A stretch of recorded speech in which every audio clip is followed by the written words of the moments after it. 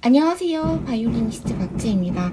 오늘 옆에서 공사가 진행 중이라 조금 시끄러워서 양해 부탁드릴게요. 자, 오늘은 활이 떨리는 그런 분들을 위한 영상이에요. 활이 떨린다고 이런 이야기를 고민을 여러 차례 여러분들께서 말씀을 주셨는데 그걸 오늘 한번 다뤄보려고 합니다. 바이올린 연주할 때 활 떨림의 진짜 원인은 뭐냐? 그리고 되게 많은 분들이 하시는 오해가 내 손에 힘이 없어서 그런가? 아니면 활을 더 단단히 잡아야 되나? 내가 덜 쥐어가지고 그런 건가? 내 손이 약한가? 이렇게 걱정을 하세요. 근데 그것과는 그 문제와는 조금 별개의 문제가 오히려 그 원인일 수 있다는 점 말씀을 드리고자 합니다. 힘이 부족해서 떨리는 것도 아니고 잘못된 곳에 먼저 들어가서 떨린다는 거죠. 그래서 오늘 여러분들이 이렇게 활이 떨려하는 그 이유를 손가락, 손목, 팔, 그리고 소리를 듣는 방식까지 그렇게 연결을 해가지고 준비를 해봤습니다. 저랑 같이 가실까요? 구독, 좋아요, 알림 설정 꼭 부탁드려요. 구독, 좋아요, 알림 설정 꼭 부탁드려요. 자, 이 활이 떨린다는 건 어떤 상황이냐면 이런 증상. 뭐 이런 증상이 될 수가 있겠죠? 또는 이렇게 될 수도 있고 좀 과정에서 표현을 해야 되는데 그러면 상처받으실 것 같아요. 근데 이렇게 활이 떨릴 때 더 꽉 잡아야겠다. 이건 잘못된 분석이에요. 이 반응을 이런 증상을 오히려 더 키우는 역할을 할 수가 있습니다. 활은 여러분 손으로 붙잡아서 딱 풀로 붙인 것처럼 고정하는 물건이 아니에요. 이 현 위에서 무게, 속도, 그런 그 컨택트 있잖아요. 접점, 그 컨택 포인트의 균형을 이루면서 움직이는 도구예요. 움직이는 거. 근데 만약에 활이 떨리는 순간 손가락으로 이제 활을 붙잡아 버리면 활은 어쩌면 활다운 역할을 하지 못하는 거죠. 활은 유연성 있는 거잖아요. 현 위에서 자연스럽게 지나가야 하기 때문에 그래서 우리가 그렇게 사랑하는 바이올린의 그 아름다운 소리가 나는 거기도 해요. 근데 만약에 꽉 쥐어버리면 그런 유동성이 사라지겠죠. 그리고 제일 중요한 거, 엄지. 엄지와 검지가 이렇게 꽉 쥐느라고 굳어버리잖아요. 그러면 활의 작은 흔들림까지 흡수를 못하고 그 긴장이 손목과 팔까지 올라갈 수가 있어요. 이때 여러분이 자칫 이렇게 느낄 수가 있어요. 나 진짜 이번엔 꽉 잡았는데 왜 더 활이 불안해지지? 활을 안정시키려고 한 그 힘이 오히려 활의 움직임을 방해했기 때문이에요. 우리가 그 버스 탈 때 버스가 덜컹덜컹 하는데 예전 버스는 막 덜컹덜컹 같이 해서 막 멀미도 하고 막 그랬단 말이에요. 근데 요즘 버스는 어떠죠? 바퀴와 차의 개체 사이에 어떤 스프링 같은 게 있어서 왜 보면 이렇게 약간 쿵 안 떨어지고 쿵쿵쿵 이런 식으로 약간 부드럽게 되잖아요. 그런 식으로 우리가 이게 그만큼 어떤 스프링 역할을 해줘야, 그러니까 유연하게 움직여줘야 얘가 활이 현을 치고 예를 들어 반동을 했다든지 아니면 얘는 딱 붙어서 소리가 나야 되는데 내가 너무 꽉 한꺼번에 눌러버렸다든지 그랬을 때 얘가 그 반동 효과를 좀 잡아줘야 되거든요. 그래서 활을 안정시키려고 한 그 힘이 여러분에게 오히려 더 독이 될 수 있다라는 거예요. 자, 활을 잡는 손의 진짜 역할이 뭔지 아세요? 활 잡는 손의 역할은 활을 꽉 쥐어서 못 움직이게 하는 게 아니에요. 메타바이올린은 이렇게 여러분들한테 설명을 드리려고 하는 거예요. 구독, 좋아요, 알림 설정 꼭 부탁드려요. 그 가운데 손가락은 활을 받치고 엄지는 그 균형을 받아주고 검지는 압력을 전달하고 새끼손가락은 활의 무게를 조절한다. 넷째 손가락은 뭐를 할까요? 활이 좀 이상하긴 한데 넷째 손가락은 뭐를 할까요? 저 같은 경우는 활을 포르테 때는 활털이 다 닿을 수 있게 이걸 이렇게 돌려주는 역할을 이 넷째 손가락이 합니다. 그래서 약간 포르테 같은 거, 특히 윗바늘인데 포르티시모를 그어야 된다. 그러면 저는 이 넷째 손가락을 거의 한 아래까지 이 활이 이렇게 있으면 활 아래까지 깊이 잡는 스타일이에요. 그러니까 여기다가 잡는 게 아니라 이만큼 내려서 잡으면 이게 활이 이렇게 눕혀지지 않고 세워진단 말이에요. 그런 식으로 각 손가락마다의 어떤 활 운용에 있어서 각 역할이 있다라는 거예요.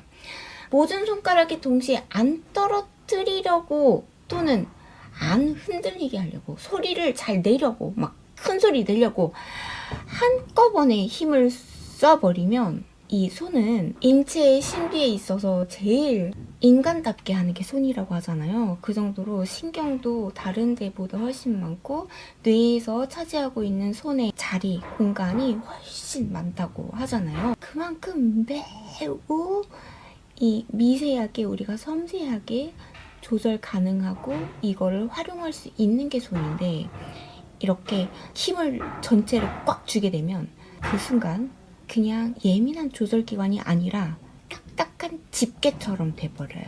이렇게 활 잡기에서 진짜 중요한 원리는 그러니까 안전하게 스테이블하게 잡되 절대적으로 느슨하게 해야 한다는 겁니다. 그럼 어떻게 이거 느슨하게 하면 떨어뜨리지?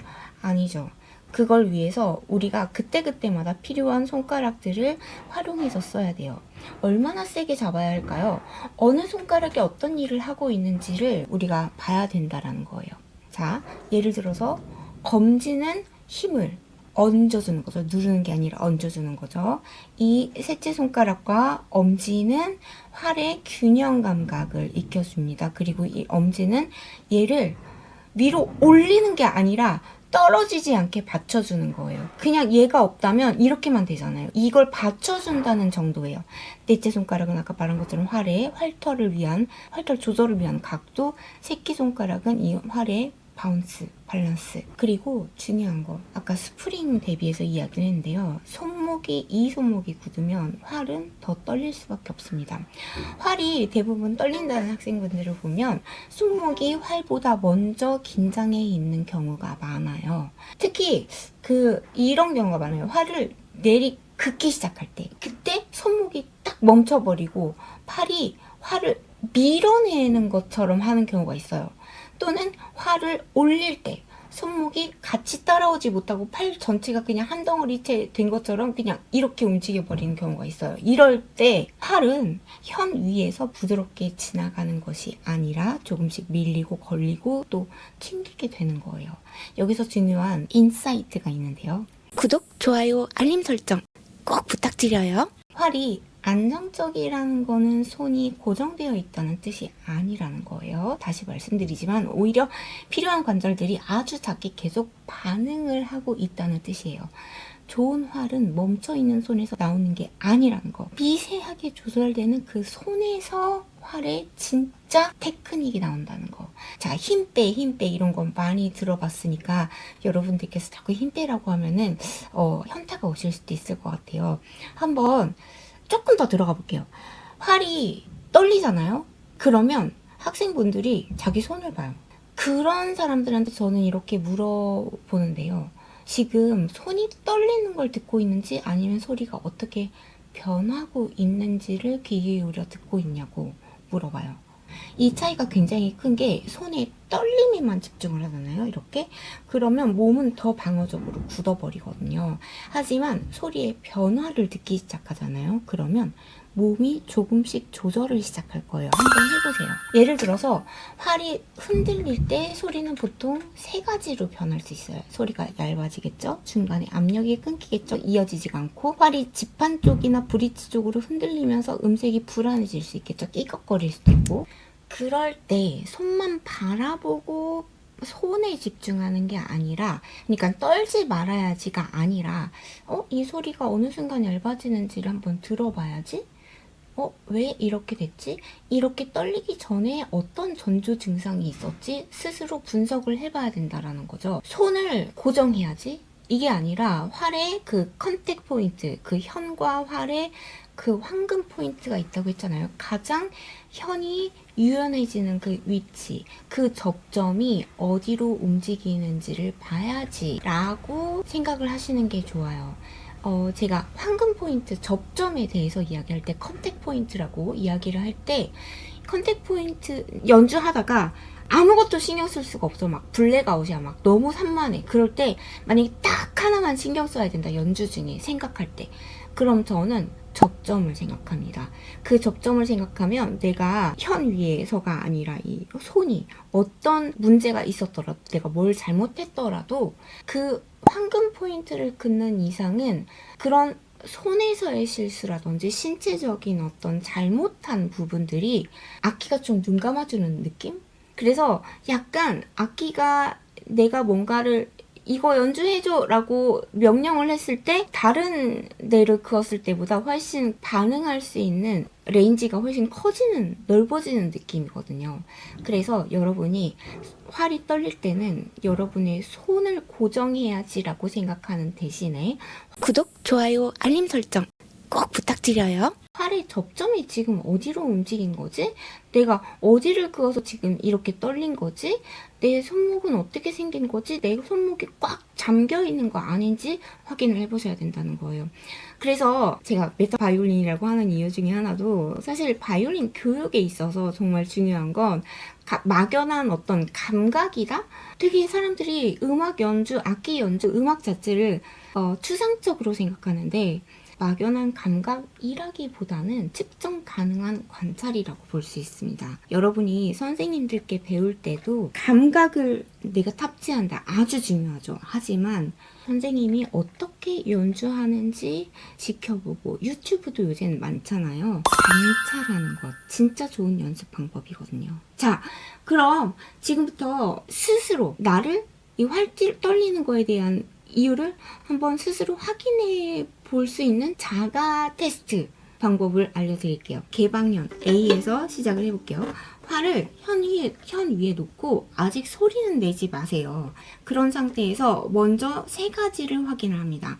엄지가 굳어있나? 이 엄지가 딱딱해가지고 이게 더 이상 유연성이 없나? 검지가 활을 누르려고 먼저 나가나? 손목이 먼저 고정이 되어 있는가? 이 세 가지 중 하나라도 있다면 소리를 내기 전부터 활은 떨릴 준비를 하고 있다는 겁니다. 한번 천천히 활을 그어볼게요. 여기에서 목표는 좋은 소리를 내는 것이 아니라 오늘의 이 진단을 위한 목표는 활이 떨리기 직전에 몸이 무엇을 하는지를 알아차리라는 거예요. 그 전조 증상. 대부분의 학생은 떨린 다음에 고치려고 해요. 하지만 연습이 깊어지려면 떨린 뒤가 아니라 떨리기 직전의 신호를 찾아야 합니다. 나만의 떨리는 직전에 신호가 있을 거예요.